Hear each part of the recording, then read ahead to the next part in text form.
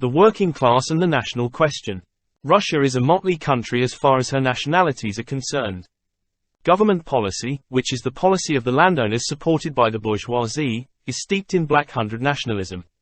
This policy is spearheaded against the majority of the peoples of Russia who constitute the majority of her population.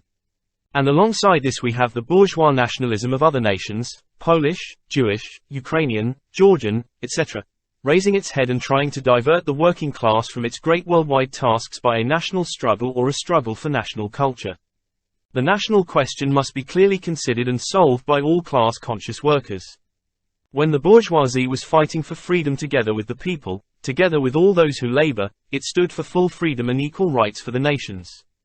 Advanced countries, Switzerland, Belgium, Norway and others, provide us with an example of how free nations under a really democratic system live together in peace or separate peacefully from each other.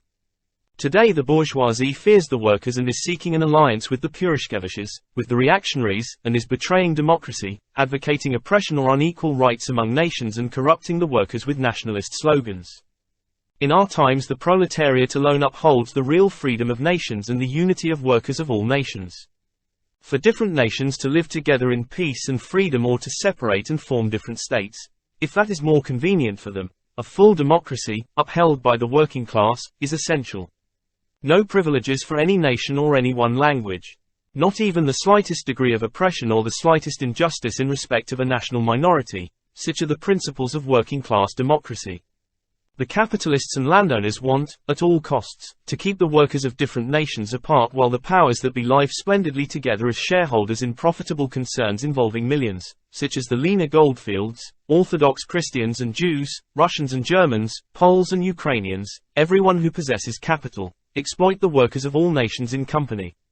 Class-conscious workers stand for full unity among the workers of all nations in every educational, trade union, political, etc., workers' organization. Let the cadet gentlemen disgrace themselves by denying or belittling the importance of equal rights for Ukrainians. Let the bourgeoisie of all nations find comfort in lying phrases about national culture, national tasks, etc., etc. The workers will not allow themselves to be disunited by sugary speeches about national culture, or national cultural autonomy. The workers of all nations together, concertedly, uphold full freedom and complete equality of rights in organizations common to all. And that is the guarantee of genuine culture. The workers of the whole world are building up their own internationalist culture, which the champions of freedom and the enemies of oppression have for long been preparing. To the old world, the world of national oppression, national bickering, and national isolation, the workers counterpose a new world, a world of the unity of the working people of all nations, a world in which there is no place for any privileges or for the slightest degree of oppression of man by man.